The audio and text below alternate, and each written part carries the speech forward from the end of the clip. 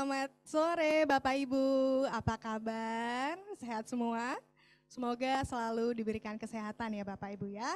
Saya ucapkan terima kasih sebelumnya Bapak Ibu atas kehadiran Anda dalam sesi Popinman kita sore hari ini. Nah, Bapak Ibu, perkenalkan saya Sabrina Cita Maharani yang akan memandu proses jalannya acara pada kesempatan hari ini.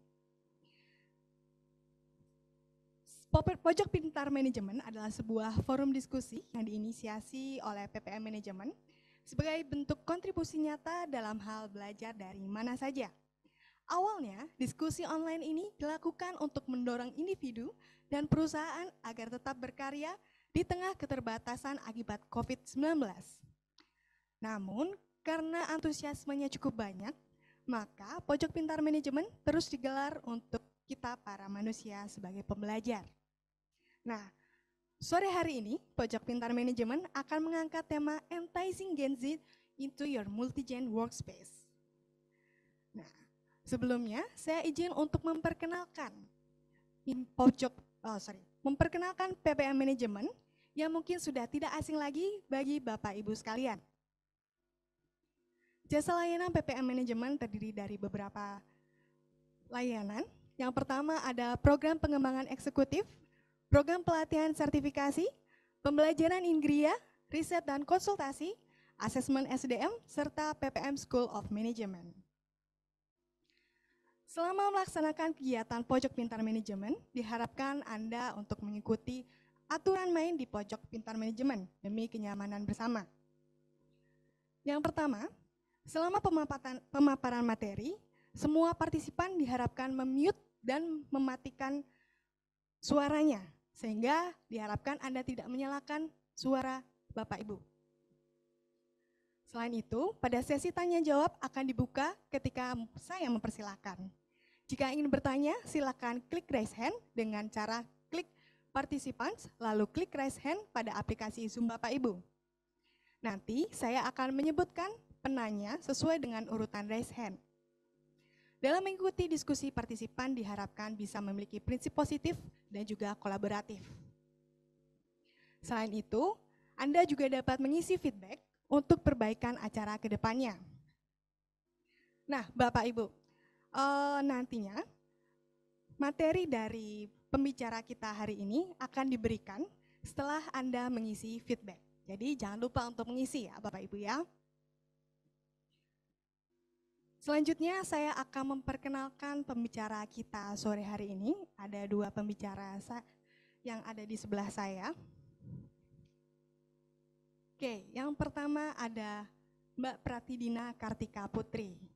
Selamat sore Mbak, ini dipanggil Mbak Pratidina, Mbak Putri atau Mbak Cantik nih? Panggil Nana aja. Oke Mbak Nana. Nah Bapak Ibu, Mbak Nana ini merupakan manajer rekrutmen dan seleksi PPM HR Assessment dan juga memiliki spesialisasi di bidang rekrutmen dan seleksi, assessment center, dan juga HR management.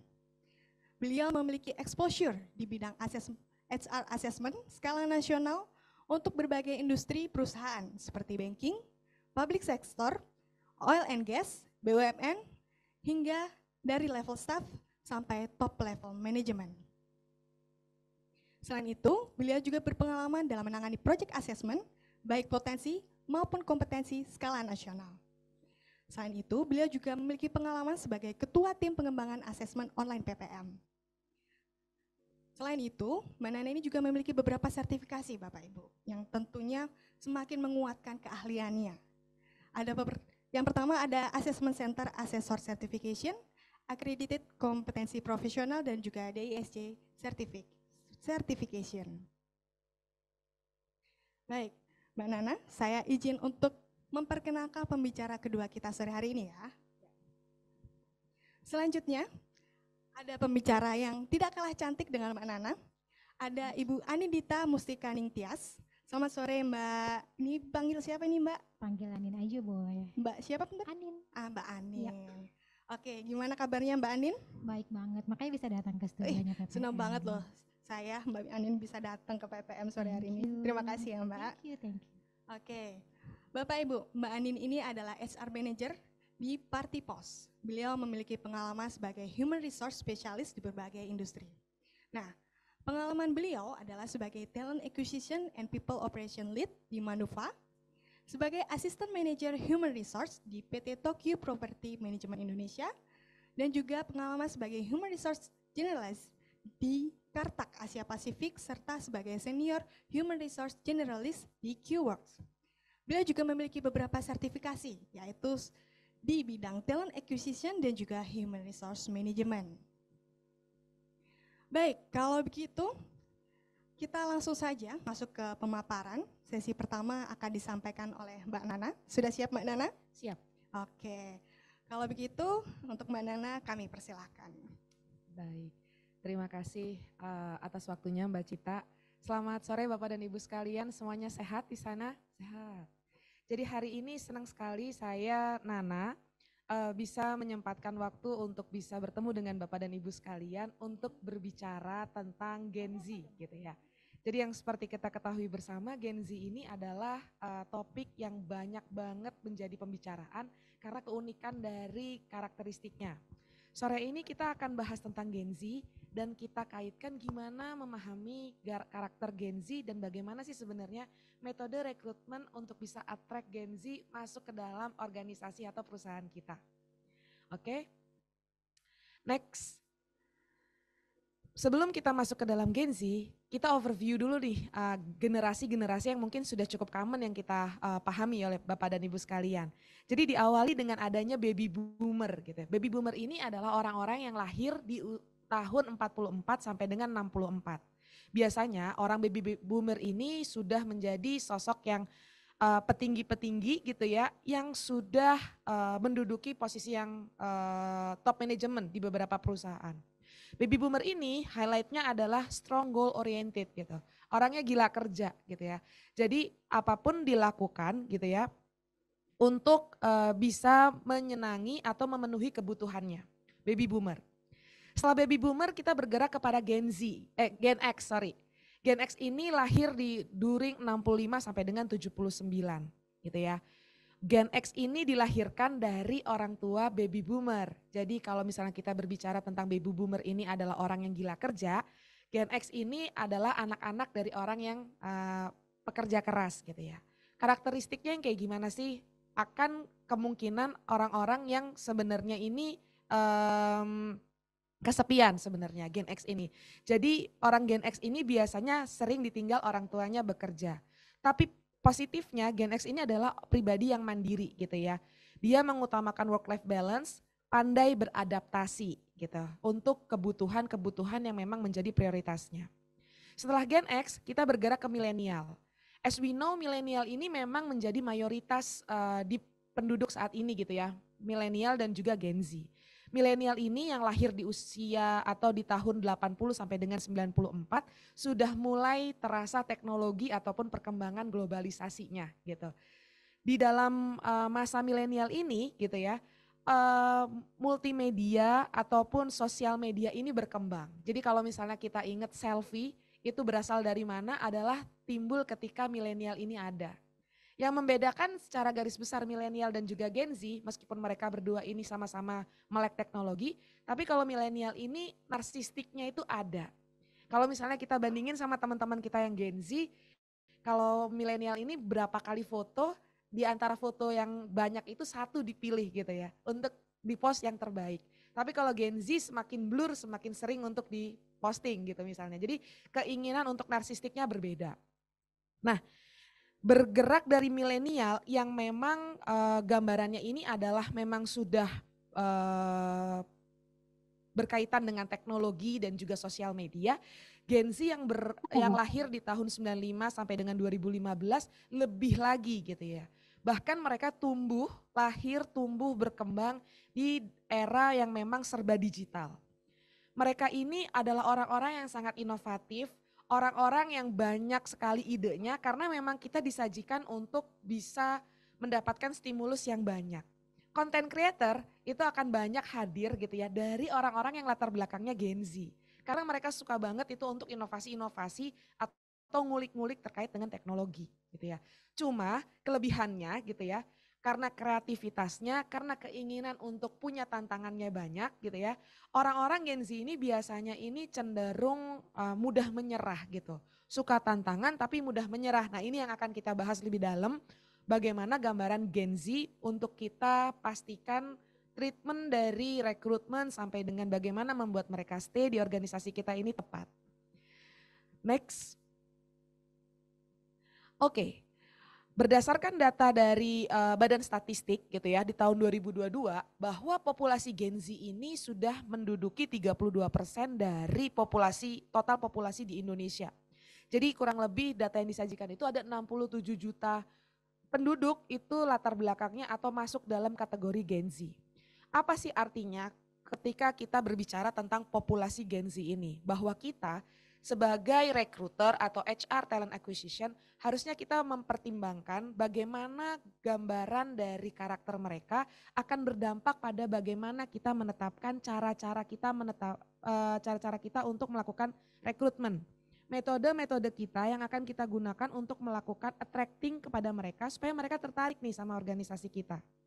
Kalau misalnya kita mundur sedikit nih Bapak dan Ibu sekalian, beberapa waktu yang lalu kita ini mungkin cukup menghadapi gambaran dari the great resignation gitu ya. Jadi banyak banget nih turnover tinggi. Di samping terjadinya pandemi tapi tingkat resign di beberapa perusahaan itu tinggi. Dan ketika kita belajar dari survei, survei itu menyebutkan bahwa resign itu terjadi karena, dimana khususnya dari Gen Z ya, Gen Z ini merasa tidak memiliki visi yang sama nih sama organisasi. Gen Z ini merasa bahwa kebutuhannya untuk berkembang itu tidak diberikan wadah yang cukup baik oleh organisasi. Nah, jadi ini sebenarnya PR kita juga nih Bapak dan Ibu sekalian. Bagaimana ketika kita sudah cari perhatiannya mereka untuk mau gabung di organisasi kita, maka PR setelahnya adalah bagaimana membuat mereka stay dan loyal untuk organisasi kita. Next. Nah, berdasarkan populasi tersebut sebenarnya gitu ya, banyak banget hal-hal yang memang perlu kita sadari. Kita nggak bisa bergerak di cara-cara yang seperti biasa yang biasa kita lakukan untuk attracting kandidat gitu. Soon or later memang orang-orang yang akan bekerja itu adalah orang-orang dalam kategori Gen Z atau mungkin Gen Alpha gitu ya, setelah Gen Z. Yang sekarang Gen Alpha mungkin masih kecil gitu ya. Nggak jauh-jauh dari transparansi, kecepatan, informatif, instan adalah sesuatu yang memang diperlukan Gen Z untuk bisa menarik dan tertarik ke dalam sesuatu yang menurut mereka worth it untuk dijajaki. Next. Berbicara tentang karakter of Gen Z, sebenarnya hal ini cukup banyak menjadi pembahasan di beberapa media gitu ya. Kalau misalnya kita belajar atau misalnya memperhatikan seperti sosial media, TikTok gitu ya, atau Instagram dan lain-lain, banyak banget cara yang dilakukan dengan menggunakan media visual gitu ya. Gen Z ini belajar dari teknologi gitu ya, jadi mereka ini growing up in the age of technology. Mereka ini membutuhkan sesuatu yang instan, jadi kalau misalnya pernah ketemu sama anak-anak muda terus ditanya nih cita-citanya apa, akan bergerak tuh.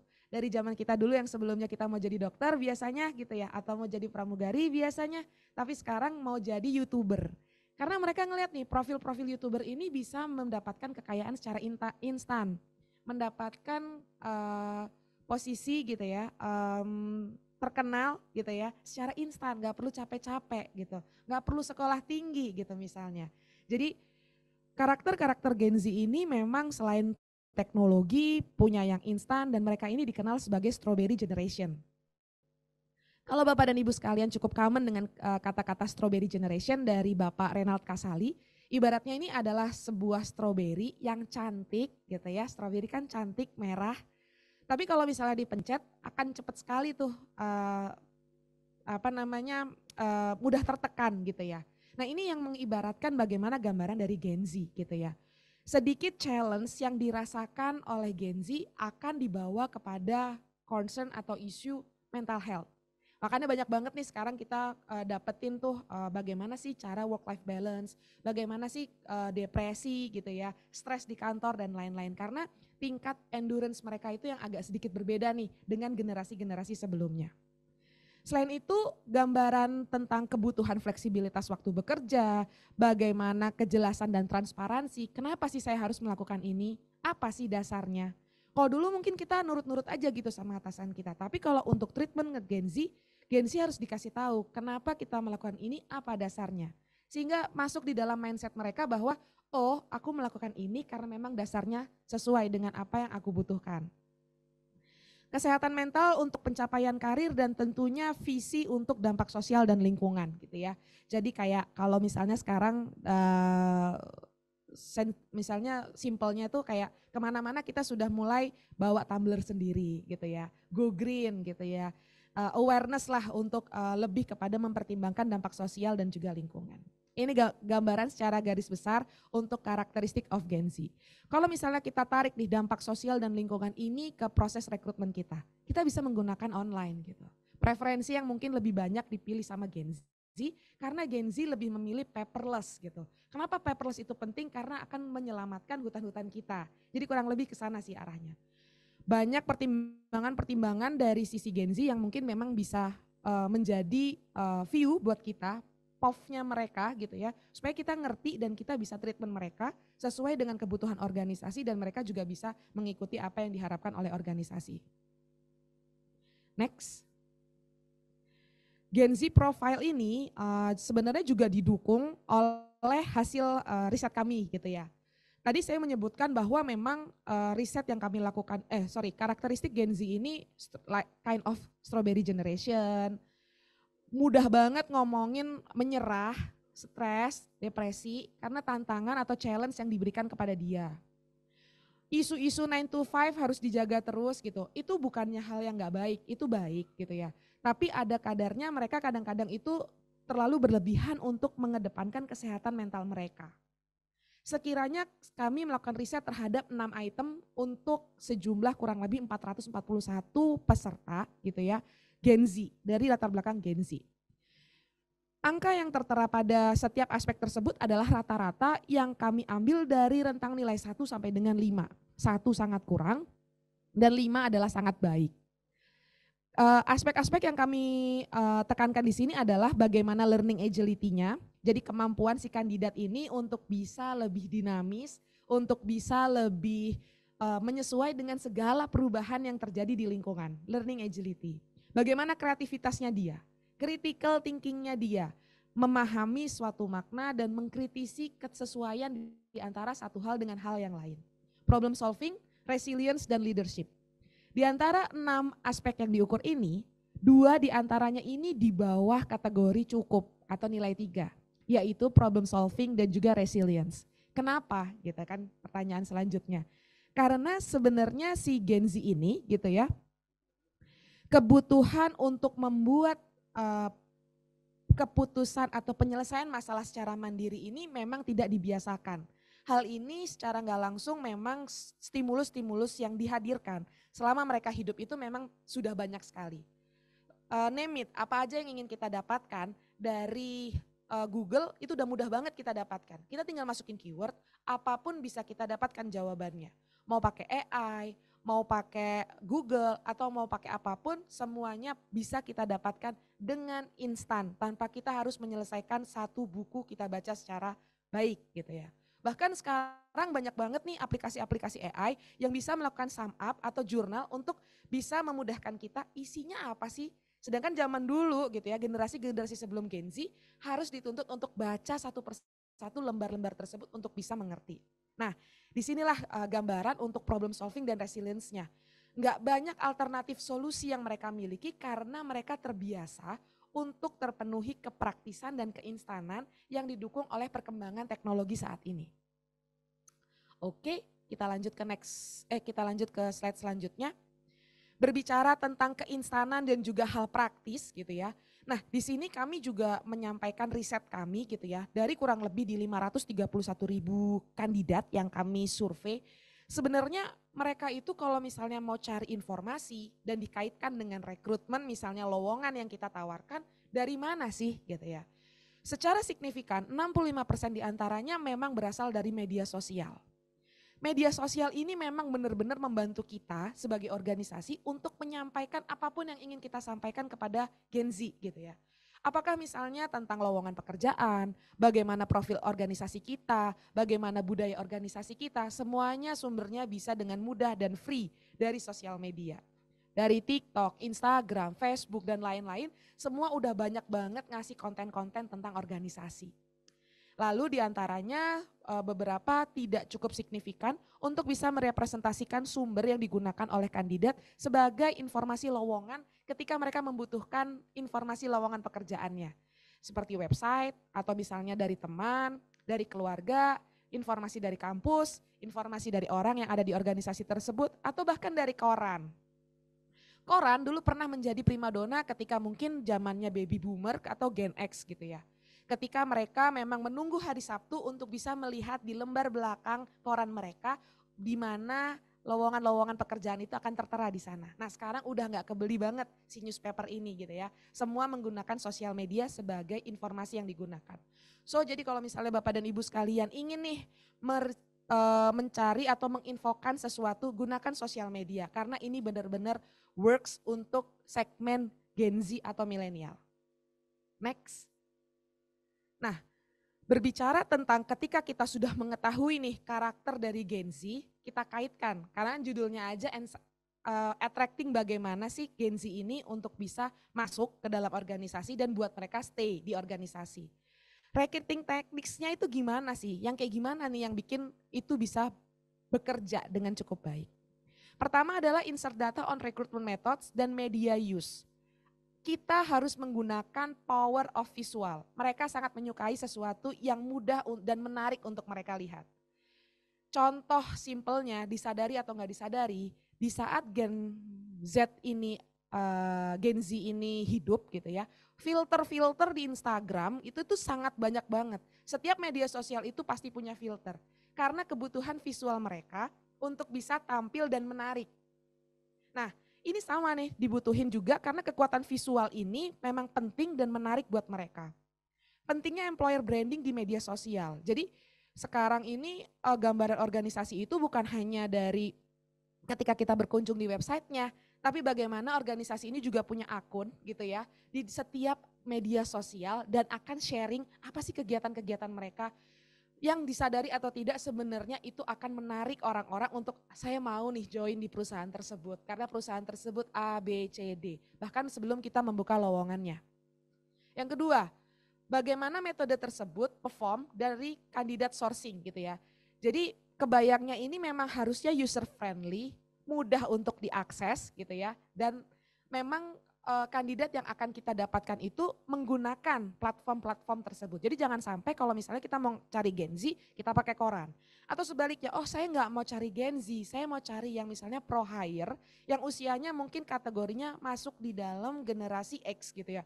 Jadi jangan terlalu menggunakan sosial media untuk part yang besar, karena mereka sudah tidak terlalu menggunakan hal tersebut misalnya. Yang ketiga adalah methods used to select kandidat gitu ya. Metodenya apa? Harus melibatkan teknologi dan selain itu adalah mengutamakan kandidat experience yang positif.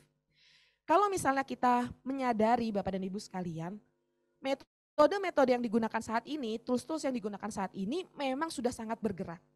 Tes-tes psikologi, psikotes atau misalnya tes-tes yang mengukur tentang kepribadian, kecerdasan, kompetensi dan lain-lain.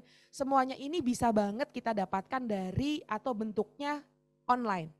Sudah tidak lagi menggunakan paper pencil, tapi yang harus dipastikan oleh Bapak dan Ibu sebagai talent acquisition atau misalnya recruiter, pastikan semua alat tersebut itu valid hasilnya dan bisa digunakan sebagai pertimbangan pembuatan keputusan.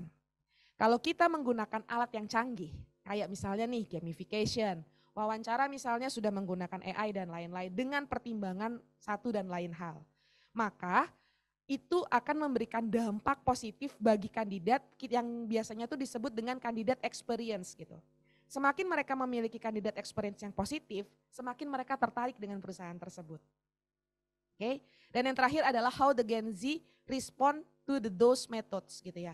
Jadi metode yang kita lakukan semua ini, kalau misalnya kita nggak ngasih tahu sama mereka lolos apa enggak, tahapan selanjutnya itu apa, dan mungkin berapa lama kira-kira rekrutmen proses ini akan berjalan, itu tidak akan menjadikan mereka itu mau menunggu gitu ya. Fast feedback itu adalah hal yang penting bagi mereka untuk bisa memastikan bahwa saya akan tunggu proses ini dan tidak akan misalnya jajan ke tempat yang lain gitu. Dan juga transparan. Lolos nggak lolosnya kualifikasi jelas, rekomendasi jelas dan seterusnya. Next.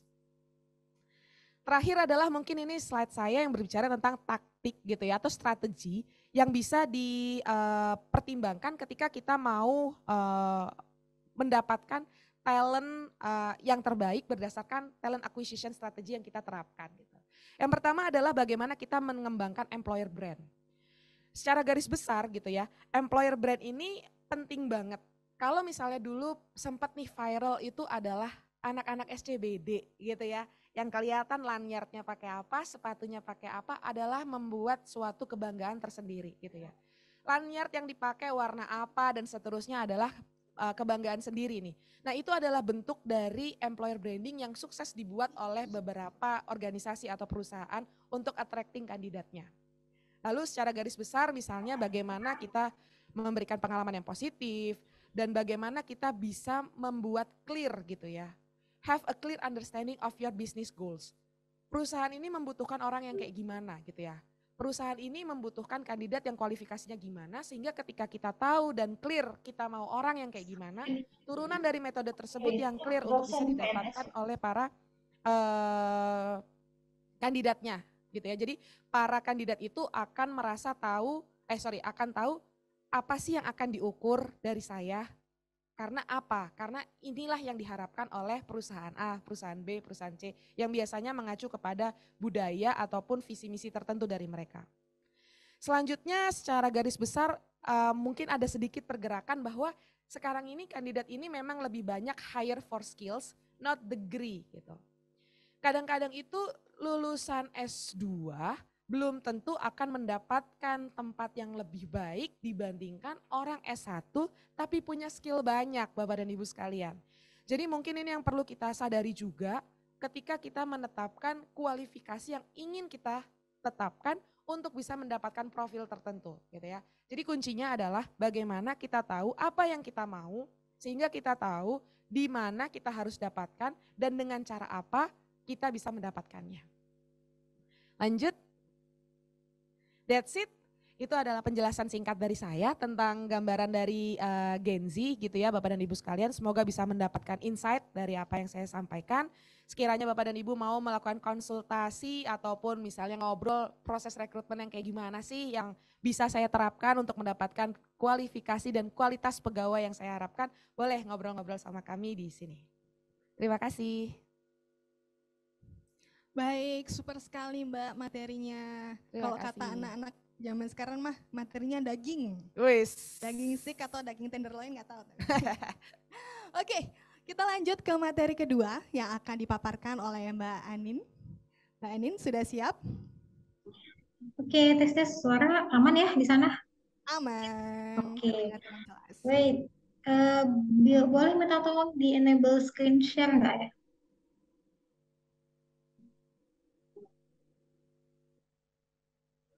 Oke. Sudah Mbak. Thank Baik, you. Anin, sudah siap? Oke, siap. Oke. Sorry. Wait. Kita lihat materinya dulu sebentar ya.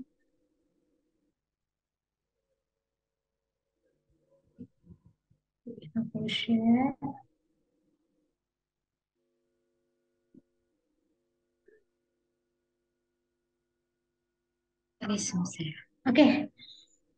Oke, selamat sore semuanya. Karena temanya hari ini adalah Gen Z, jadi mungkin saya sapa yang datang ke sini dengan sebutan teman-teman ya, biar lebih akrab.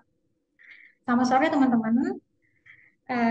Perkenalkan, tadi sempat dikenalin juga sama Mbak Cita. Saya Anindita Mustika Tias, dipanggil Anin aja. Dan tolong jangan ada yang panggil Mustika ya. Saat ini saya bekerja di PT Partipos Indonesia as HR Manager. Sebelum saya mulai materi ini, mungkin saya mau ada beberapa disclaimer dulu nih, teman-teman. Jadi yang pertama, dengan saya sebagai speaker di sini dan teman-teman as audience, bukan berarti saya more expert dari teman-teman. Jadi kalau di tengah-tengah sesi, teman-teman ada input atau ada insight yang mungkin saya miss di materi, bisa langsung aja raise hand. Ah Mbak, nggak gitu kok, bisa aman banget. Kita free speech banget sessionnya. Terus yang kedua, materi ini kita dapat data dari berbagai sumber, jurnal yang mungkin research-nya nggak dikondak di Indonesia. Yang ketiga, selanjutnya ada on survey yang dilakukan oleh HR timnya Partipos dan based on pengalaman pribadi. Jadi kalau teman-teman punya pengalaman yang beda, itu nggak apa-apa banget. Jangan jadiin ini jadi base rules kayak kemarin kita ikut slide PPM nggak gini kok, harusnya ini kita nggak bener nih, nggak gitu ya. Bebas banget, bisa banget kalau punya different application selain slide yang kita paparkan. Oke, kenapa sih Gen Z dari berbagai generation, kenapa kita pilih Gen Z? Karena this generation, di slide ini sebenarnya saya hadirkan 4 generation, tapi sebenarnya kita punya 6 generasi kerja. Sebelum baby boomers itu ada traditionalist, tapi based on research by Purdue University, these baby boomers itu sisa 2% aja di workforce. Jadi ini saya nggak bahas.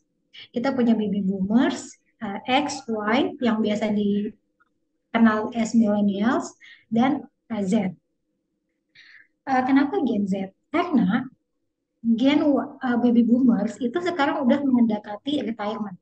Current condition workplace itu most diisi sama these baby boomers dan X serta milenial. Baby boomers akan mendekati masa pensiun, millennials akan naik jadi leaders, dan soon Gen Z akan masuk ke workforce kita. Based on research di tahun 2025 itu akan ada 25% Gen Z yang masuk ke lingkungan kerja. Jadi mau nggak mau company mesti adjust dan mesti bisa menyesuaikan kondisi internalnya dengan new wave yang baru, new labor wave yang baru, yaitu Gen Z. Pertanyaannya, dari karena kenapa kita temanya Gen Z tapi mesti tahu nih this other generation, mengetahui other generation selain Gen Z, atau by having awareness of this type of generation in the workforce, itu advantage-nya banyak banget. Saya mungkin ngomong as an HR dan leaders dulu ya. Jadi salah satunya kalau kita bisa tahu, kan setiap generasi itu punya ciri khas masing-masing. Contoh nih baby boomers, generation saya bikin satu-satu, tapi mungkin nggak akan saya jelasin satu-satu karena waktunya terbatas. Jadi intinya setiap generation punya ciri khasnya masing-masing, dan kita as HR dan leaders mesti tahu banget nih supaya apa? Pertama, supaya kita bisa get along sama setiap lapisan masyarakat di company. Kenapa sih? Karena kita HR. Kita punya kewajiban untuk jadi bridge antara employee dan manajemen. Jadi voice-nya employee ke manajemen dan jadi right hand-nya manajemen ke employee. Kalau kita nggak bisa get along sama seluruh orang yang ada di company, yang otomatis mereka nggak cuma dari satu generasi. Jadi biasanya di satu company itu paling minim itu punya dua generasi, sorry. Jadi by knowing this generation karakteristik, kita bisa tahu gimana cara approach sama mereka, mereka kenapa kayak gini. Kita jadi bisa menjalankan fungsi kita sebagai HR secara maksimal. Nextnya, contoh, kita mau bikin engagement program. Anggaplah company kita mostly generasinya baby boomers dan cowok. Terus kita maju nih ke manajemen, bos kayaknya kita oke nih bikin program engagement. Bosnya bilang, oke boleh, apa programnya? Kita research nih sebagai HR, oh sekarang yang lagi hype kayaknya pound fit. Itu kira-kira masuk nggak sih generasinya mostly karyawan kita baby boomers, cowok, kita bikin engagement pound fit. Kebayang nggak bapak-bapak yang udah tua terus dia pound fit di mall? Kan nggak lucu ya. Jadi itu salah satu advantage-nya kita bisa tahu ciri khas masing-masing generation. Ini mungkin salah satu saya jabarkan as baby boomers. Mungkin teman-teman yang Gen Z, kalau punya atasan dan boomers, kadang suka kesel nih. Mereka mungkin kurang open sama ideation of remote work atau hybrid work. Itu sebenarnya bukan mereka yang nyebelin as personal, tapi karena memang communication style-nya mereka tuh gini. Mereka dibentuk selama bertahun-tahun oleh beberapa peristiwa-peristiwa yang ada di dunia. Jadi mereka tuh punya gaya komunikasi yang kayak gini. Mereka lebih nyaman punya style komunikasi tuh dua pilihannya, antara phone call atau face to face. Kita nggak bisa semacam blaming ya. Ih, bos gue kudet, nggak gitu. Karena memang communication style mereka gitu. Sama kayak Gen Z. Communication style-nya mereka gimana sih? Teks dan sosial media. Jadi nih, kalau misalkan ada di kantor teman-teman Gen Z, terus dia megang handphone mulu. Kita emang style komunikasinya mereka tuh kayak gitu. Belum tentu mereka megang handphone tuh ngapain gitu ya. Bisa jadi kayak hari ini. Mereka lihat handphone, pasang headset, ternyata mereka belajar di sesinya. Jadi intinya adalah tak kenal maka tak sayang supaya teman-teman bisa menjalankan tugas teman-teman as an HR, especially saya speak as an HR karena saya HR. Jadi teman-teman mesti paham each generation yang ada di lokasi kerja. Gitu. Nah, buat memahami proses tadi, kita perlu menciptakan this diversity habit of nature. Diversity biasanya itu nempel banget nih sama equity and inclusion. Ibaratnya setali tiga bulan. Mungkin bingung ya, diversity itu apa sih? Diversity itu adalah perbedaan-perbedaan atau diversity in the range of human differences. Apa aja banyak banget, ada race, ada ethnical, ada gender, gender identity, sexual orientation, age, dan lain sebagainya. Tapi diversity ini nggak bisa jalan sendiri. Mereka harus dibarengi sama equity dan inclusion. Misalnya nih, teman-teman udah menerapkan diversity di kantornya. Oke, kita hire orang dari Sabang sampai Merauke, tapi nggak bisa menerapkan equity. Equity itu apa sih? Fair treatment, fairness.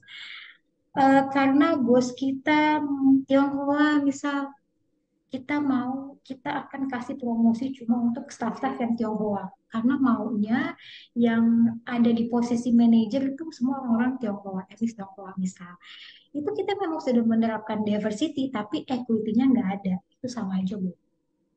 Jadi teman-teman kalau misalkan pasang iklan nih buat rekruter, lebih baik itu jangan mencantumkan misalnya diutamakan laki-laki. Kita yang baca kayak emang perempuan nggak bisa kerja gitu.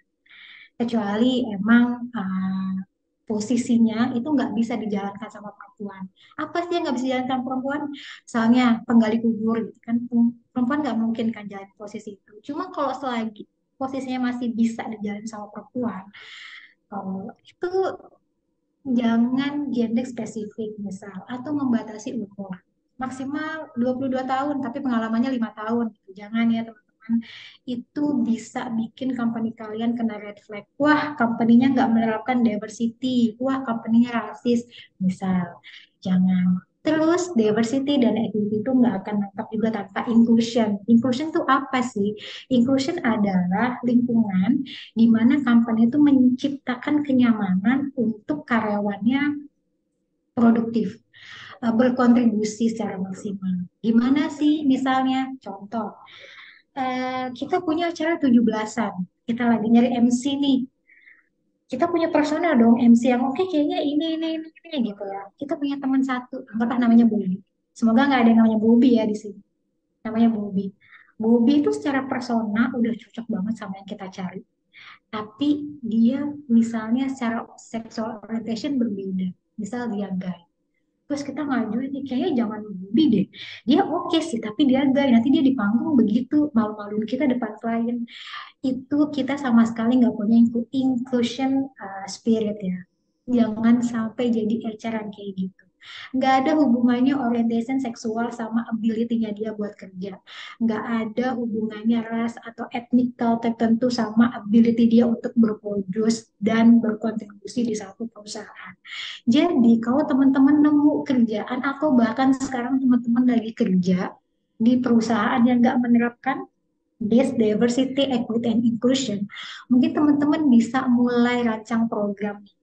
Pertama, kalau misalkan teman-teman leaders yang udah punya tim, at least di tim dulu deh, di tim dulu. Kalau misalkan teman-teman manajemen tim, boleh di-create nih, bapak-bapak, ibu-ibu, diversity, equity, and inclusion policy di company-nya. Tapi kalau masih staff, boleh diterapkan ke diri sendiri. Caranya itu dengan enggak menjustifikasi orang based on differences. Karena mereka nggak sama kita, bukan berarti mereka aneh. Gitu ya, teman-teman. Kenapa ini dibahas? Karena this diversity ada hubungannya sama memahami generation gap. Banyak loh baby boomers yang fisiknya masih kuat, yang bisa ngerjain physical work misal. Tapi kita udah tag stigma, enggak kalau kerjanya fisik kayak jangan bapak-bapak yang umurnya di atas 50 deh, takut nggak kuat. Nah, itu kita nggak menerapkan this DEI di diri kita sendiri. Gitu. Next. Driving diversity in the workplace. Oke, kita udah ngerti nih konsepnya yang ini. Terus gimana cara mengaplikasikan ini di lingkungan kerja? Actually, nggak ada satu solusi yang bisa mengcover semuanya. Karena balik lagi, setiap etnis, setiap gender, setiap age itu punya ciri khas masing-masing, punya unique point masing-masing. Terus yang bisa kita lakukan apa dong, ribet ya? Enggak. Ini artikel kita ambil dari IHR. Nanti di sheet ini kalau teman-teman mau bahas linknya, karena di website itu bahas beberapa part HR, teman-teman nanti bisa dapat. Yang pertama bisa kita lakukan adalah start dari sini. Bingung kan ini bulat mulai dari mana? Startnya dari this point. Start with inclusive core values. Jadi kalau teman-teman salah satu pemangku kebijakan di kantor bisa nih dibikin kayak gini. Simple dulu deh dari rekrutmen proses. Kalau ada user yang minta, kita mau admin dong, tapi cewek ya, coba teman-teman bantu educate. Nggak semua cowok itu kerjaannya nggak lebih rapih dari cewek. Jadi di kantor saya punya admin cowok that time. Kerjanya rapih banget secara administratif. Bahkan saya belajar mengelola Google Sheet yang uh, ciamik dilihat dan easy to read itu dari dia. Jadi itu dulu ya, paling pertama. Terus yang kedua, showcase your people. Showcase your people ini ada hubungannya sama inclusion tadi. Jadi kita ciptakan lingkungan yang nyaman dan aman untuk setiap karyawan di kantor kita, apapun backgroundnya, dia bisa berkontribusi secara maksimal. Terus seek feedback and measure the progress. Penerapan diversity di lingkungan kerja itu bukan kerjaan walau jonggrang. Hari ini kita bikin policy, besok jadi enggak gitu. Itu prosesnya panjang karena akan membentuk sebuah culture. Jadi apa yang bisa kita lakukan? Kita ngobrol sama mereka. Habis ngobrol kita measure nih, oke programnya udah sampai mana sih, success rate-nya udah sampai mana sih, apa yang perlu di-evaluate, apa yang perlu diperbaikin gitu ya. Jadi bukan one time job, tapi lebih ke proses. Next, build community, let the why inform your effort, stop looking for a culture fit. Mungkin saya akan jelasin yang culture fit. Definisinya culture fit itu mungkin agak bias ya. Contohnya gini, kita mau ada interview nih, oke kita pakai si dia ya buat interview culture fit. Itu sebenarnya kita mesti seeking the definition of this culture fit itu sebenarnya apa? Karena kadang culture fit itu membatasi kita buat mengeksplor labor market, buat kita punya diversity environment. Contohnya, di company kita mostly anaknya serius. Kalau kerja ya kerja, jarang ada yang ngobrol, jarang ada yang ngomil. Terus kita mau hire orang. Ada orang extrovert, suka ngobrol, suka ketawa. Terus kita bilang, enggak deh, kayaknya dia nggak culture fit. Culture fit di definisinya si HR adalah dia nggak sama dengan kita. Artinya kita menganggap secara nggak langsung ya, orang yang nggak sama kayak kita itu aneh. Terus dengan kita membatasi itu, kita membatasi juga mungkin new ideas, warna baru ke kantor kita. Karena kita cuma nyari satu spesifik aja nih dari berbagai macam pilihan yang sebenarnya itu bisa kita ambil.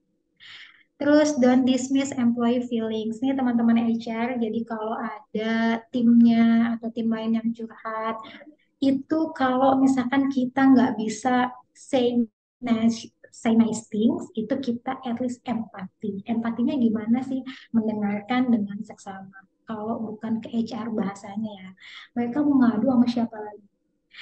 eh Sometimes mereka tuh cuma butuh didengar. Jadi teman-teman kalau ada yang curhat itu nggak usah dijawab, dikasih saran, cukup aja didengar unless mereka emang minta feedback.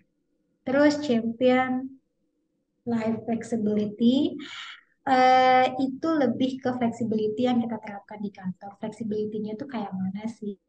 Kayak tadi balik lagi. Contoh misalkan ada karyawan yang dia tuh baru bisa kerja setelah sarapan. Kalau nggak sarapan dia nggak bisa fokus. Pagi-pagi dia datang sarapan dulu, nggak masalah, jangan dikomen. Makan mulu kerjanya kapan gitu ya. Ada lagi nih karyawan yang dia tuh baru bisa fokus setelah jam kerja selesai. Misalnya di atas jam 6. Terus dia baru bisa start kerja di jam 9. Terus sorry, jam 11, kalau masuk jam 9. Terus kita komen nih, lembur mulu lagi caper ya, nggak boleh gitu ya, mohon maaf teman-teman. Sebagai HR kita harus mengapresiasi dan memahami kalau orang itu emang benar-benar segitu bedanya. Next, educate your employees. Educate your employees itu bukan bentuknya kayak gini doang nih. Ayo kita adain seminar tentang diversity, enggak. Contohnya ada tim yang ngadu nih, Mbak, si ini bercandanya rasis deh, sipit-sipit misal. Kita tuh apa sih yang seharusnya kita lakukan? Kita tuh bukan menghibur si korban ini, nggak apa-apa, mereka cuma bercanda kok, nggak maksud gitu, enggak. Tapi kita mengeduket employee kalau bercandaannya dia itu udah menyinggung sara dan seharusnya tidak dilakukan di company. This whole process dilakukan terus-menerus, dievaluasi, minta dukungan juga ke manajemen. Supposedly lingkungan kerja yang mendukung diversity, equity, inclusion itu bisa dijalankan di tempat kerjanya teman-teman. Kalau ada job ads nih teman-teman yang membatasi di usia minimal 22 terus pengalaman 5 tahun, kayaknya better teman-teman gak usah apply aja ya. Takutnya tag pas di atas 23 kalian di layoff. Enggak bercanda. Oke, next. Kita bahas Gen Z. Tadi udah diversity apa, each generation kayak gimana. Kita ke Gen Z. Jadi Gen Z itu siapa sih? Based on linear, Gen Z itu adalah satu-satunya generasi yang dinobatkan sebagai digital native. Karena dari mereka brojol, mereka udah diekspos sama teknologi. Contoh misalkan mungkin tahun-tahun saya lahir dulu tahun 90-an something 80-an orang tuh lahiran eh, ya udah lahiran aja gitu. Hamil-hamil aja. Kalau sekarang mungkin hamil dengerin musik klasik ditempelin ke ini apa namanya ke perut terus ya macam-macam lah dari bayi itu disuapin makan terus mamahnya ngobrol sama tetangga dia udah megang handphone gitu ya. Jadi memang mereka generasi yang dapat exposure ke teknologi since the very young age. Jadi kalau kalian melihat Gen Z nempel mulu sama handphone, itu memang eranya mereka kayak gitu. Jangan dijat ya teman. Kecuali mereka nonton drakor pas lagi kerja gitu. Tegur aja, jangan dijat. Terus apa sih karakteristiknya mereka? Mereka adalah generasi yang punya ambisi tinggi dan punya self confidence yang tinggi. Makanya tadi tuh mungkin sempat dijabarin sama Mbak Nana. Ada beberapa Gen Z nih kalau misalkan apply kerja, mereka tuh minta salarinya tinggi banget, Masya Allah. Tapi itu emang benar. Itu nggak salah. Karena memang nature-nya mereka begitu. Mereka ambisinya gede, terus self-confidence-nya juga gede. Ini bukan kata Nindita, ini kata Pak Taki, Endito, dan Kapusi. Berdasarkan research yang mereka jalankan di tahun 2021. Terus mereka itu mesti generasi yang realistik, terus mereka itu accept whatever is given. Jadi kalau ada Gen Z yang menurut teman-teman enggak kok Gen Z di kantor gue kok bandel banget ya, namblang banget dibilanginnya, itu mungkin ada yang salah dari cara teman-teman men-training atau meng-coaching mereka. Mungkin bisa dicek balik nih, cara kita coaching tuh sulit nggak sih sama karakteristiknya mereka gitu. Jadi dicek dulu ke dalam, baru kita compare sama yang di luar, jangan kebalik. Mbak Anin, Terus mereka termotivasi untuk menemukan dream job dan opportunities waktunya 5 yang menit lagi bisa. ya Mbak Anin. Gimana? Waktunya 5 menit lagi ya Mbak Oh Ani. oke, nggak kerasa ya. Oke, mereka termotivasi sama finding the job dream and opportunities to expand their skill. Gitu. Oke, ini saya skip aja karena waktu itu udah habis. Nah, langsung intinya, enticing Gen Z into workspace. Ini based on beberapa research dari beberapa source. Ini ada list-list yang mungkin bisa diterapkan teman-teman SNHR kalau mau entice Gen Z ke kantornya kalian. Apa sih yang dicari sama mereka di sini? Ini teorinya, ini research yang dilakukan oleh tim HR-nya Partipos. Ternyata benar nih, mostly mereka punya attention ke salary and benefit, terus supervisor juga ngaruh banget, work-life balance, development, dan lain sebagainya sampai yang paling poin terkecil adalah teknologi. Nanti teman-teman bisa baca share review. Terus ini juga survei result kita tentang apa aja yang bikin Gen Z itu bisa stay lama di kompetitivitas. Balik lagi itu salary amount, dari supervisor, career path, culture, dan lain sebagainya. Office location ternyata ngaruh juga. Terus kita udah tahu ini juga apa yang bisa kita lakukan as an employer. Yang pertama support di financial well-being. Bukan karena mereka materi teman-teman, tapi mereka tumbuh di era resesi COVID contohnya. Jadi mereka ngelihat orang mereka di layoff, teman-teman mereka dipotong gaji. Jadi mereka butuh sesuatu yang bikin mereka secure secara finansial. Kalau menurut mereka company nggak bisa ngasih this financial well-being and security, mereka akan out dan cari company yang lain. Yang kedua, support the work-life balance. Work-life balance gimana sih? Gen Z itu adalah generasi yang sangat amat bergantung sama teknologi. Dia bisa kerja di mana aja, kapan aja, cara kerjanya gimana, itu kita harus support. Balik lagi ke aturan, yang paling sibuk di kantor belum tentu produktif, dan yang kelihatan santai belum tentu kerjanya nggak beres. Itu ya teman-teman. Next, support learning and development program. Learning and development program ini nggak harus kita send mereka untuk satu program training, tapi kita bisa coaching kalau kita leader yang mereka. Coachingnya bentuknya banyak kok teman-teman. Mereka itu sangat menghargai learning and development yang nge-boost karir mereka, yang nge-boost skillnya mereka. Terus support mental health. Mental health itu nggak harus bentuknya uang, kita provide uh, something gitu ya. Kita bisa provide sesuatu yang nggak ada duit, yang nggak berbentuk uang, yang nggak ngeluarin cost.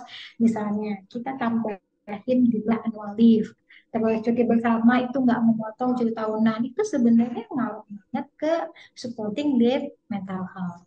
Oke, itu aja ini tentang party post. Party post sudah saya udah bahas tentang ini. Mungkin teman-teman nanya, party post menerapkan nggak? Yes, of course.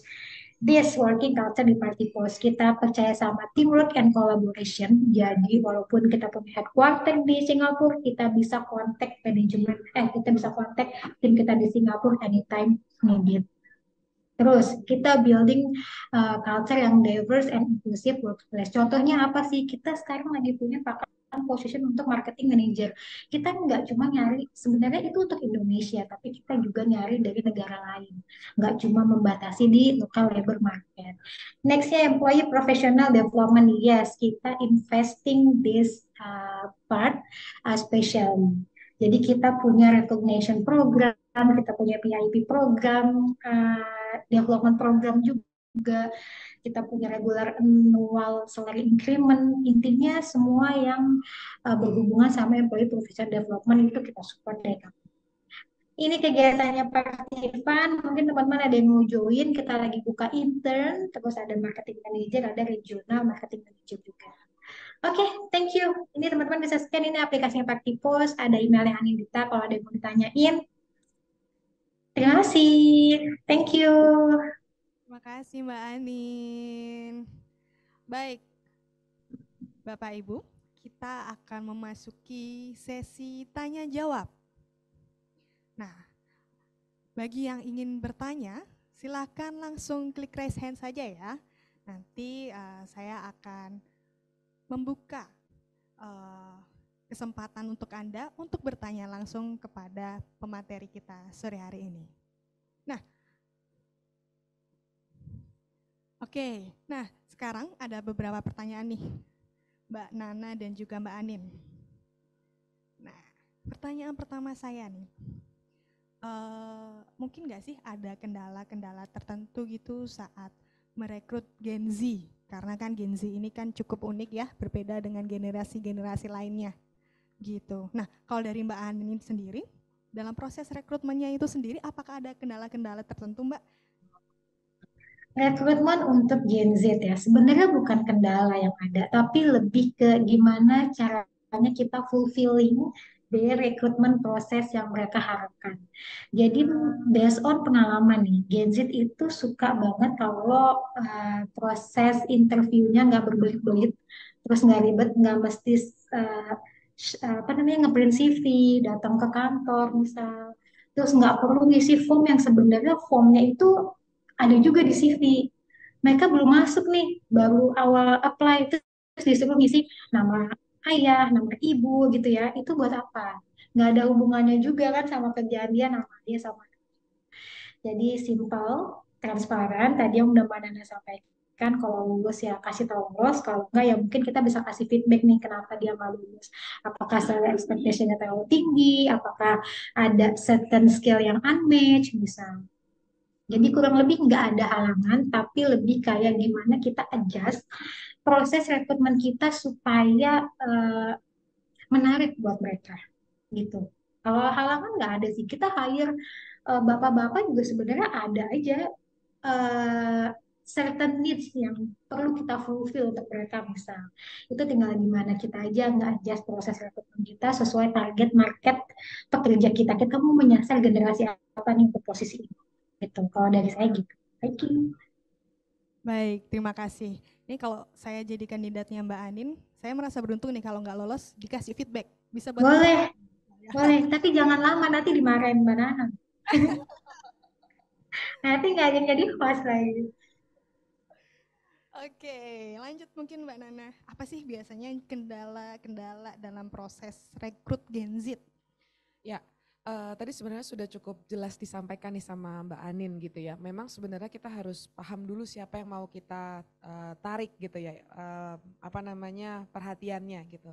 Cuma kadang-kadang itu yang suka perlu kita tambahkan adalah segala informasi itu perlu dan wajib tersaji dengan lengkap gitu ya, mungkin sebagai tambahan. Karena mereka itu sebenarnya males banget untuk baca gitu ya. Jadi segala informasi itu bisa kita tampilkan, kita siapkan untuk memudahkan kita juga sebagai rekruter kalau misalnya memang pelaksanaannya ini besar gitu ya.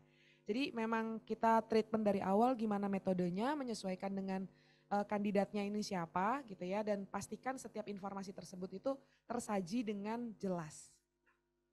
Oke, berarti semua harus bisa dibaca dalam satu frame gitu ya Mbak ya? Iya, betul. Oke, lalu apakah itu termasuk dengan tahap-tahapnya atau bagaimana tuh?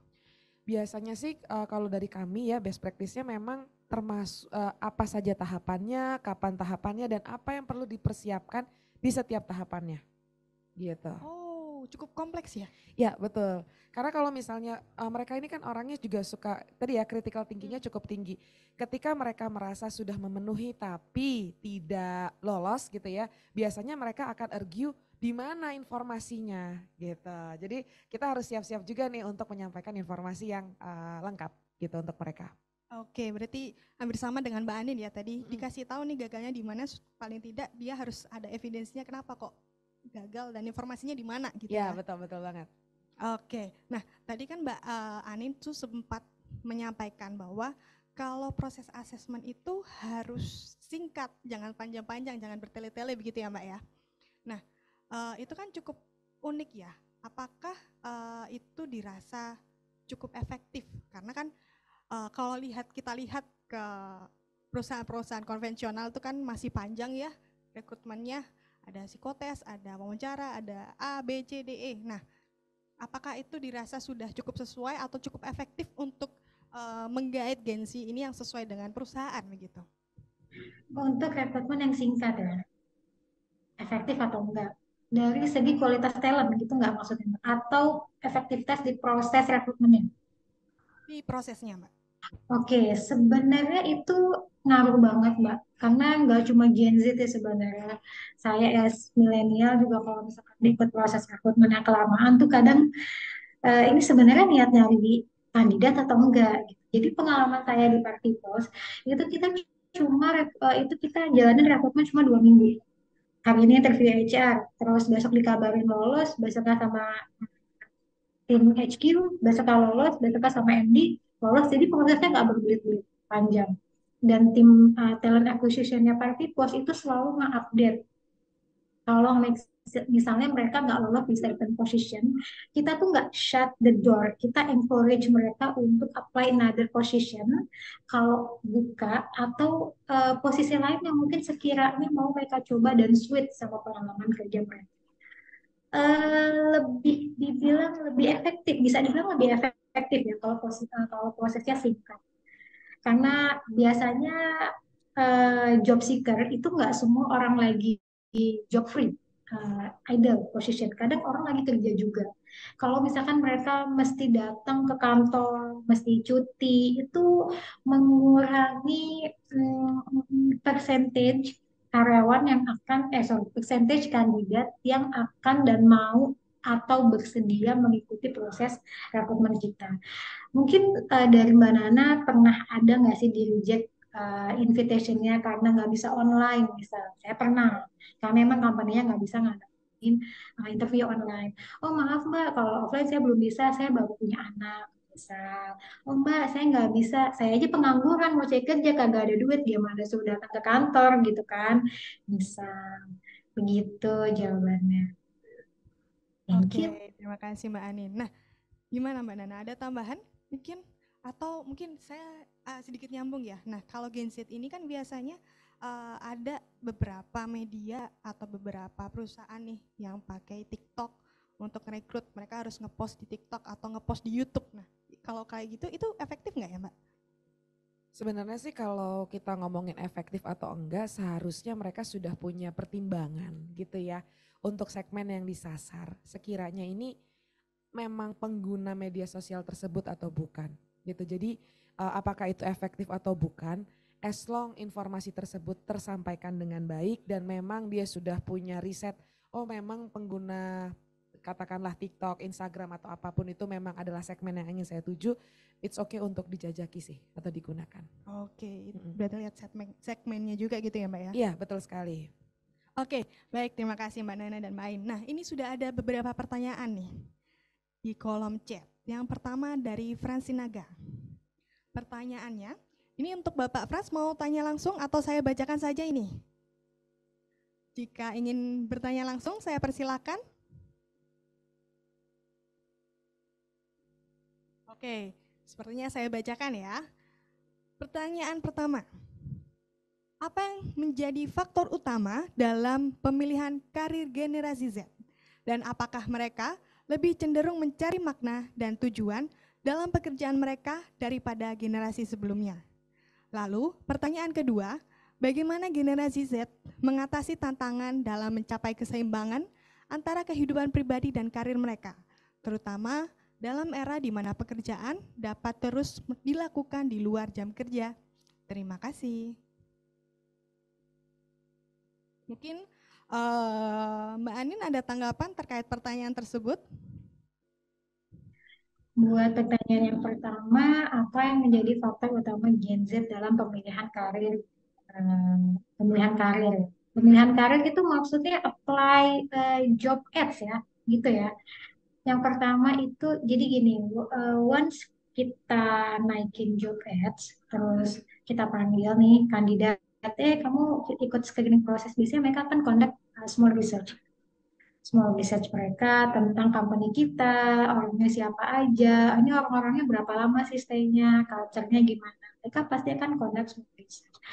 Kalau ditanya faktor apa, itu yang pertama adalah based on survei yang kita jalani. Yang pertama adalah amount of salary. Jadi nggak jarang tuh Gen Z waktu interview ditanya expected salary, jawabannya fantastis. Karena mereka faktor utamanya adalah yang kedua adalah flexibility. Saya pernah nanya nih sama Gen Z, kalau dikasih gaji 10 juta, tapi WFO, dan dikasih gaji 7 juta, tapi bisa kerja di mana aja, mereka akan pilih yang kedua. Jadi mereka bukan mencari makna kayak, mungkin kayak kita-kita ya, gitu ya, makna kerja, gitu. Merasa kita tuh jadi lebih bermanfaat, lebih hidup kalau kita bekerja. Mereka enggak, mereka mencari uang, mencari kestabilan, karir path, pengembangan, sama tadi fleksibilitas gitu. Terus untuk pertanyaan yang kedua, gimana caranya mengatasi tantangan dalam mencapai keseimbangan antara kehidupan pribadi dan karir? Ini sebenarnya Pak Frans ini overwhelmed di kerjaan apa gimana nih? Kalau misalkan overwhelmed sampai masih bekerja di luar jam kerja, mungkin Pak Frans bisa, mungkin Mas kali ya karena kita masih muda. Mas bisa konsul sama manajernya. Pak, saya overwhelmed. Kayak gini, kayak gini, kayak gini, kayak gini. Sampai saya harus menyelesaikan pekerjaan di luar jam kerja. Manajer yang baik itu harusnya mengakomodir isu itu. Karena apa? Salah satu penyebab turnover rate di satu perusahaan itu gede adalah this. Karyawannya merasa overwhelmed tapi nggak di backup sama manajernya. Itu. Jadi kalau caranya mengatasi tadi keseimbangan kerja, itu better kita recheck nih kerjaan kita. Apakah kita tuh di luar jam kerja masih kerja karena kerjaan kita terlalu banyak, atau sebenarnya pas di jam kerja kita sibuk tapi nggak produktif, produktif sama sibuk beda ya. Atau karena memang di tim kita kekurangan orang, ditumpah semua kerjaan di kita. Jadi itu masih dicek dan masih didiskusikan sama manajer. Kalau saya manajer ke Mas Frans mungkin bisa diskusi sama saya. Tapi bukan, jadi ya gitu. Thank you. Baik, terima kasih Mbak Ani. Iyalah, kalau Gimana Mbak? Mbak jadi Ada manajernya tambahan? saya, ya berarti saya ikut dong. Gimana? Ada tambahan nggak nih dari pertanyaan tadi atau dari jawaban Mbak Anin? Atau ada tanggapan lain mungkin? Iya, tadi sebenarnya Mbak Anin sudah cukup baik untuk menjelaskan ya, apa sih sebenarnya preferensi dari Gen Z untuk mencoba atau menjajaki peluang-peluang kerja gitu ya. Bahwa memang sebenarnya aktualisasi diri itu penting, jadi lebih kepada pembuktian diri sih sebenarnya gitu ya. Jadi Gen Z ini butuh mau cepat, ter-challenge gitu ya, ada kebutuhan untuk ya saya ini mau tampil bagus gitu ya. Eh, Dituangkan dalam bentuk misalnya menerima tantangan dan lain-lain gitu ya. Jadi makna yang tersirat untuk cenderung mencari makna dan tujuan dalam pekerjaan mereka daripada generasi sebelumnya, iya. Karena generasi-generasi sebelumnya biasanya bekerja itu karena memang sudah waktunya kita bekerja. Tapi kalau untuk Gen Z bukan karena kita harus bekerja, tapi ini preferensi aku mau bekerja dan bagaimana pekerjaan yang ingin saya cari. Apakah itu tadi WFH, apakah tadi itu WFO gitu ya. Jadi maunya saya apa? Bukan berarti juga saya tidak bekerja, saya bekerja freelance itu tidak lebih, tidak buruk gitu misalnya dibanding orang-orang pekerja kantoran. Atau orang-orang pekerja kantoran tidak lebih baik dari orang-orang yang freelancer. Jadi view-nya mereka itu sebenarnya yang bisa menjadi dasar kenapa mereka memilih pekerjaan tersebut. Itu kalau dari Gen Z. Menambahkan sedikit dari Mbak Anin. Kalau yang kedua tadi bagaimana generasi Gen Z mengatasi tantangan dalam mencapai keseimbangan ya antara kehidupan pribadi dan karir mereka. Bagaimana pekerjaan dapat terus dilakukan di luar jam kerja. Nah ini nih menarik banget nih Pak Fransinaga. Jadi memang bekerja di luar jam kerja akan berpengaruh pada mental health gitu kan ya isunya gitu ya. Sedangkan mental health adalah isu yang cukup penting untuk mereka pertimbangkan ketika mereka bekerja atau terlibat dalam suatu pekerjaan. Jadi ketika mereka harus bekerja dan itu lebih dari waktu yang seharusnya, mungkin seharusnya kalau dari merekanya ini kan sebenarnya kalau dari karakternya kita merefer pada karakternya bagaimana mereka membutuhkan feedback dan transparansi. Mereka ini butuh kejelasan. Kenapa sih saya harus kerja lembur? Kenapa sih ini harus lembur gitu? Kenapa harus di luar jam kerja masih terus bekerja? As long misalnya dari perusahaan bisa menjelaskan kenapa proses kerja kita ini tidak bisa diselesaikan 8 jam kerja, saya rasa Gen Z cukup bisa menganalisanya kenapa saya tetap mau berada di dalam kondisi tersebut. Gitu. Itu mungkin. Oke, saya agak ke pop up sedikit nih. Nah, kalau misalkan itu tadi kan budayanya ternyata kerjanya overtime gitu ya. Apakah itu bisa diterapkan ketika ada budaya-budaya kerja lain nih? Misalkan budaya yang konvensional itu kan beragam ya. Itu bisa nggak diterapkan hal tersebut? Oke. Katakanlah misalnya kalau Gen Z ini membutuhkan keterbukaan gitu ya. Dia kan butuh didengar gitu ya, butuh dilibatkan gitu ya. Sedangkan mungkin beberapa organisasi itu merupakan bentuk-bentuk organisasi yang sangat hierarki gitu misalnya ya. Ya kalau misalnya kita sudah tahu bahwa kita ini akan melakukan rekrutmen atau memasukkan orang dari kelompok Gen Z masuk ke dalam organisasi kita, seharusnya kita juga tahu budaya seperti apa, batasannya sampai mana untuk di stretching dari yang mungkin bukan Gen Z untuk bisa menyesuaikan si Gen Z. Pun termasuk Gen Z harusnya punya stretching untuk bisa menyesuaikan bekerja sama dengan generasi yang sebelumnya gitu. Karena nggak bisa dipaksakan satu sama lainnya. Sama contoh sedikit misalnya bagaimana Gen Z memiliki stereotip terhadap baby boomer. Kebanyakan meeting, gak kelar-kelar kerjaannya misalnya. Tapi mungkin si baby boomer ini punya banyak banget pengalaman jam terbang yang gak dimilikin sama Gen Z gitu ya. Jadi skema-skema itu gitu ya mungkin yang bisa kita tanamkan di dalam mindset gitu ya. Sehingga budaya kerja positif itu bisa terus terjaga sih. Kita juga harus jaga mindset kita sendiri ya Pak ya. Betul, positif. Oke, pertanyaan selanjutnya. Dari Utoro. Hello, izin bertanya, seperti apa karakteristik dan nilai-nilai utama yang mendefinisikan generasi Z di tempat kerja, serta bagaimana HR dapat beradaptasi dengan perbedaan ini?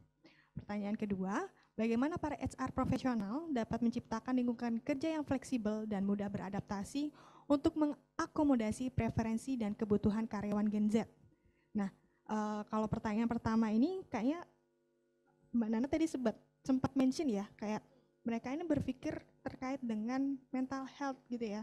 Berarti kita harus memenuhi itu atau ada hal lain juga nih? As long misalnya memang pemikiran mereka betul, mungkin bisa kita pertimbangkan. Tapi nggak sedikit-sedikit juga ngomongin mental health gitu ya.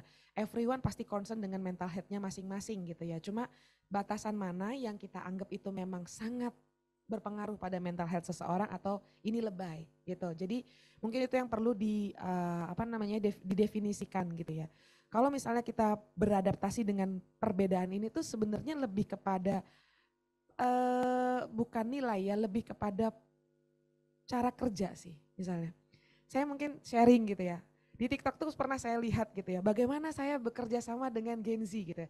Tanpa mendiskreditkan Gen Z ya di sini. Tapi memang itu yang terjadi misalnya. Jadi dengan segala kelebihan yang ada, tapi keunikannya adalah misalnya nih atasannya nanya nih ke Gen Z gitu ya. Kerjaan yang kemarin udah selesai belum? Si Gen Z-nya bilang, sudah, oke saya minta kerjaannya. Definisi sudah untuk anak-anak Gen Z adalah konsep. Saya udah mikir sih Pak, kira-kira gambarannya akan saya lakukan gini. Yang akan berbeda ketika kita dapatkan kata sudah untuk generasi sebelum Gen Z. Definisi sudah adalah kita sudah buat konsep, kita sudah tuliskan di atas kertas, sudah ada di atas meja bos kita gitu ya. Kalau Gen Z belum, itu sudah saya komunikasikan, pokoknya saya rencana sama teman-teman ya Pak, saya mau diskusiin ABC Pak. Nah itu definisi dia sudah gitu. Jadi itu yang aku bilang tadi, saya bilang tadi kayak stretchingnya sampai mana nih. Kita paham ternyata definisi tersebut bergerak sehingga ketika kita mau kasih deadline ya mungkin kita harus perkirakan juga gitu ya. Bisa nge-push sampai limit yang mana nih untuk bisa menjaga Gen Z tetap nyaman bekerja, kerjaan saya juga selesai nih gitu kan mungkin. Seperti itu sih. Oke, kalau dari Mbak Anin gimana nih Mbak? Kira-kira terkait pertanyaan nomor 2 nih ya, mungkin gimana sih cara HR profesional dapat menciptakan lingkungan kerja yang fleksibel dan mudah beradaptasi untuk mengakomodasi preferensi mereka? Gimana cara HR profesional dapat menciptakan lingkungan kerja yang fleksibel dan mudah beradaptasi? Oke, yang pertama lingkungan kerja gimana itu akan berhubungan dengan culture. Culture company itu bukan sesuatu yang bisa di-create HR only, tapi mesti dapat fully support dari manajemen. Kalau ditanya gimana caranya HR, itu yang pertama adalah depends nih, ini fleksibelnya kayak gimana. Fleksibel kita kerja fleksibel ya. Maksudnya di kantor mau ngapain bebas yang penting kerjaan selesai misal terus kita sepanjang jam kerja nonton drakor itu juga nggak bagus ya. Jadi yang pertama adalah kita mesti define batasan fleksibel itu sampai mana. Batasan fleksibel yang Karena kita HR balik lagi ya, pemangku dua kepentingan, employee dan company, fleksibel yang diharapkan sama para Gen Z. Udah kita komunikasikan mereka, ngobrol sama mereka, kita dapat nih insight apa ekspektasi mereka, kita bawa ke manajemen. Fleksibelnya mereka ini akan mengganggu bisnis prosesnya nih bos. Gitu. Jangan kita ujuk-ujuk bikin, oke kita masuk kerja fleksibel ya, bisa datang maksimal jam 12, enggak gitu. Ternyata jam 9 ada meeting, mereka belum datang ke kantor bisa. Jadi kita mesti balance setelah kita bawa ke eh, manajemen karena HR itu kadang melihat dari sisi employee, sedangkan manajemen dari sisi bisnis ini akan ngaruh ke bisnis atau enggak. Fleksibel oke, tapi ternyata bisnisnya kolaps karena terlalu fleksibel kan kita juga yang repot. Fleksibel setelah udah dapat approval nih, dapat green light, dapat insight juga dari manajemen. Oke, fleksibel yang kayak gini, gini, gini, gini, baru kita komunikasikan ke karyawan. Kalau ada part dari ekspektasinya mereka yang belum di grant, belum bisa di grant, kita mesti komunikasikan. Komunikasikannya tuh nggak cukup saya nggak soalnya nggak ada proof sama manajemen nggak, itu mereka akan sangat-sangat satisfied. Itu kita mesti jelasin, oke ini mereka nggak di approve soalnya ini akan mempengaruhi ini, kalau ini ke sini gitu. Jadi menciptakannya itu lebih kayak ke teamwork ya. Teamwork, gadgetnya juga jangan cuma nunggu, ngangong, nunggu bola. Enggak, gue punya fleksibel, tapi juga HR gue ngerti, enggak gitu. Kita komunikasikan ke tim HR, Mbak, kayaknya oke deh kalau company kita tuh bikin kayak gini. Soalnya di company yang ini bikin kayak gini, siapa tahu bisa jadikan referensi. Nanti HR akan mengakomodir insight itu ke manajemen apakah suitable dengan bisnis lain kita. Kalau misalkan kita kerja di bidang logistik, terus teman-teman mostly driver, terus kita menerapkan sistem fleksibel, itu mati dong bisnisnya. Nah, itu yang perlu kita komunikasikan ke manajemen. Apakah ini align dengan bisnis kita, di industri kita, goals kita. Kalau udah align, oke, baru kita komunikasikan kembali. Mana yang di brand, mana yang enggak. Kalau yang enggak, dikomunikasikan dengan baik. Jadi si Gen Z tetap ngerasa, wah, insight gue disupport nih sama HR, walaupun sama company dan HR, walaupun nggak semuanya di jangan cuma iya iya terus nggak kayak gitu ya. Itu cara untuk nomor dua. Jadi menciptakan lingkungan yang fleksibel itu nggak cuma kerjanya HR, by the way, itu butuh teamwork, termasuk dari si Gen Z-nya juga. Fleksibel yang dia pengen tuh kayak apa? Apakah fleksibel bisa kerja sambil tiduran atau fleksibel bisa kerja sambil nonton drakor? Jadi kita juga menyampaikan ke manajemennya jelas. Karena balik lagi, decision maker bukan di HR. HR itu bridging. Voice employee ke manajemen dan handnya manajemen ke employee dalam menyampaikan kebijakan-kebijakannya mereka. Begitu. Bisa jadi kalau wish-nya nggak granted karena ekspektasi yang di-deliver ke HR juga nggak jelas. Jadi kita nyampein ke manajemen ya udah sepengertian kita aja, miskom jadi. Begitu. Thank you, Toro. Oke. Mungkin ini pertanyaan terakhir nih. Dari Mbak Mutia Kusuma. Ini untuk Mbak Anin. Pertanyaannya adalah, tadi disampaikan kalau Gen Z itu dikenal dengan digital native. Namun terkadang kita sebagai atasan atau rekan kerjanya cukup terganggu jika sudah ada perilaku pubbing di tempat kerja.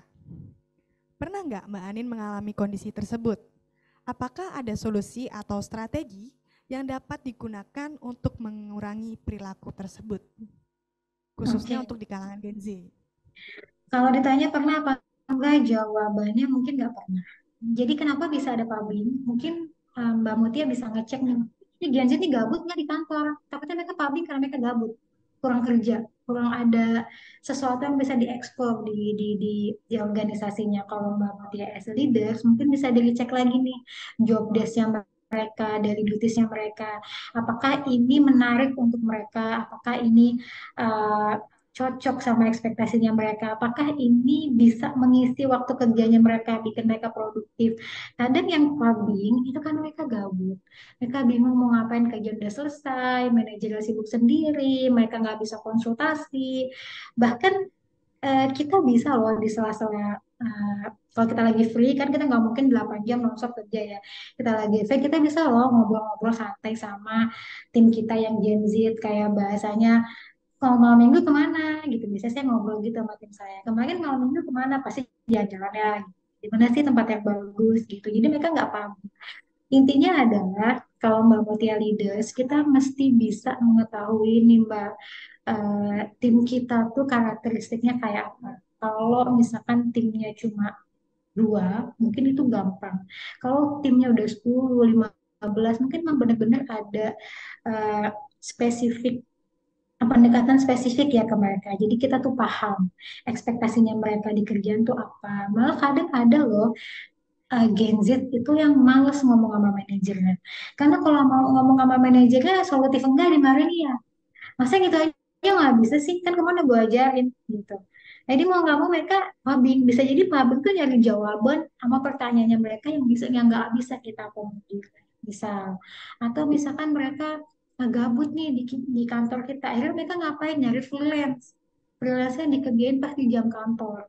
Karena emang load kerjanya segitu kurangnya. Bisa jadi kita yang kurang men-challenge mereka, kita yang kurang ngasih kerjaan gitu bahasanya sampai mereka tuh bingung dan akhirnya sibuk sama handphone gitu teman-teman gitu Mbak Mutia mungkin ada yang mau ditambahin dan Mbak Nana. Oke sih saya setuju ya, memang kita nggak bisa satu arah ya untuk bilang dia ini pubbing atau enggak gitu ya. Karena kita harus ngaca juga bagaimana treatment kita ke teman-teman Gen Z ini gitu kan ya. Supaya ketika kita nilai Gen Z ini A, B, C, harusnya kita juga bisa dan memastikan bahwa kebutuhan mereka itu juga kita penuhi sebagai atasan atau sebagai peers setidaknya gitu. Itu mungkin tambahan sedikit dari saya yang sudah dijelaskan dengan cukup jelas oleh Mbak Anin. Terima kasih Mbak. Baik, terima kasih Mbak Ani dan Mbak Nana. Karena waktunya sudah habis, maka kita harus menutup sesi tanya jawab sore hari ini. Nah, sekali lagi saya ucapkan terima kasih kepada kedua pembicara kita sore hari ini dan juga kepada Bapak Ibu sekalian yang telah mengikuti jalannya acara Pojok Pintar Manajemen dari awal hingga akhir. Nah, kepada Mbak Nana dan juga Mbak Anin, boleh mungkin memberikan closing statement untuk sore hari ini. Mungkin saya serahkan kepada Mbak Anin terlebih dahulu nih. Closing statement ya. Jadi intinya adalah teman-teman setiap manusia itu berbeda. Kalau kita mau dimengerti, jadi kita mesti ngerti mereka dulu. Jangan gampang ngejudge, jangan gampang menilai, karena biasanya itu action disebabkan karena reaction. Jadi nggak ada asap kalau nggak ada api. Kalau ada sesuatu di kantor yang sekiranya kurang sehat di hati kita, sebelum kita geradakan protes sana sini, mending kita cek balik ke internal.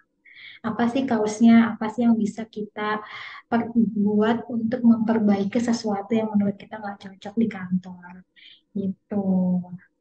Itu aja. Thank you loh udah hadir sampai sesi terakhir semuanya. Terima kasih. Terima Terima kasih juga kasih buat PPM Mbak ya. Anin. Untuk Mbak Nana, mungkin ada closing statement? Ya, sebenarnya kita berbicara tadi udah cukup banyak ya. Diversity itu nggak bisa kita hindari gitu ya. Gimana caranya kita sebagai individu yang mau berkembang memaknai diversity atau keberagaman itu dengan cara yang pintar gitu ya. Supaya kita bisa memberikan dampak positif dan pastikan dampak positif itu juga dirasakan oleh orang lain supaya bisa berkontribusi positif buat organisasi kita. Mungkin itu dari saya. Terima kasih untuk waktunya. Baik, terima kasih. Sekali lagi saya ucapkan untuk Mbak Anin dan juga Mbak Nana. Terima kasih atas partisipasinya.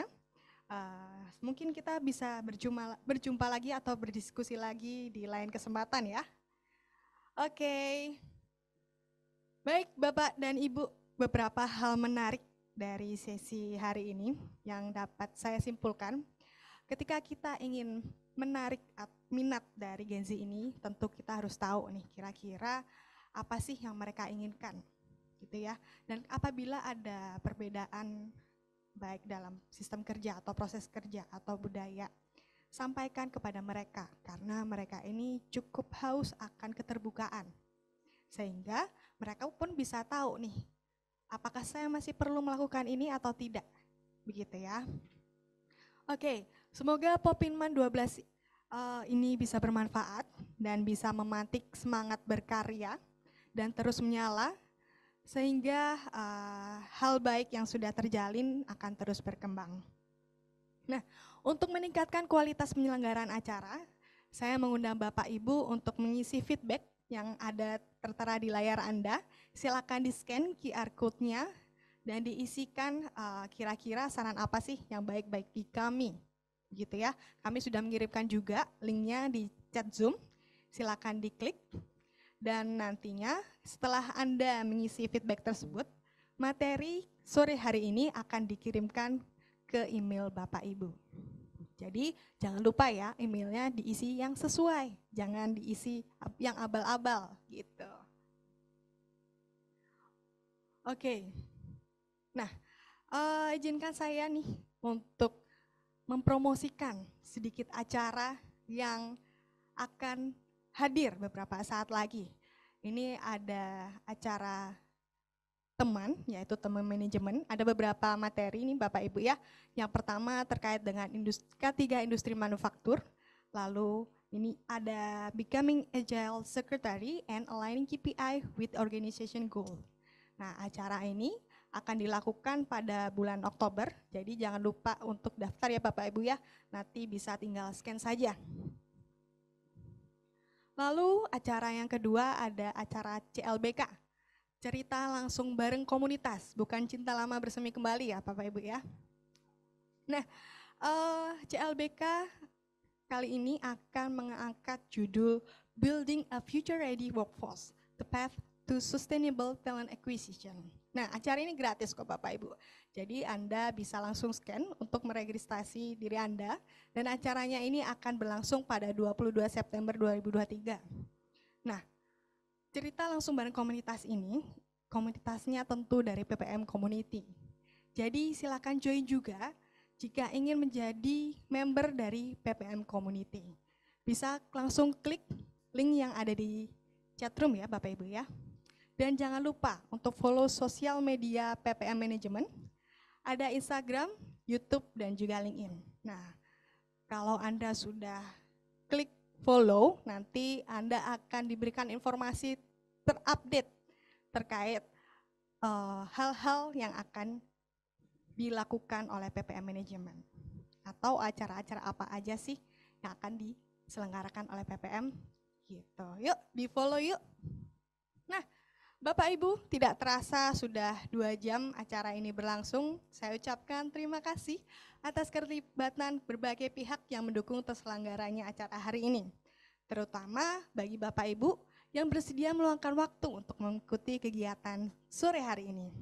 Mohon maaf jika terdapat salah kata. Saya Sabrina Cita Maharani pamit undur diri. Sampai jumpa di kegiatan PPM Manajemen selanjutnya. Salam sehat untuk kita semua. Bye-bye.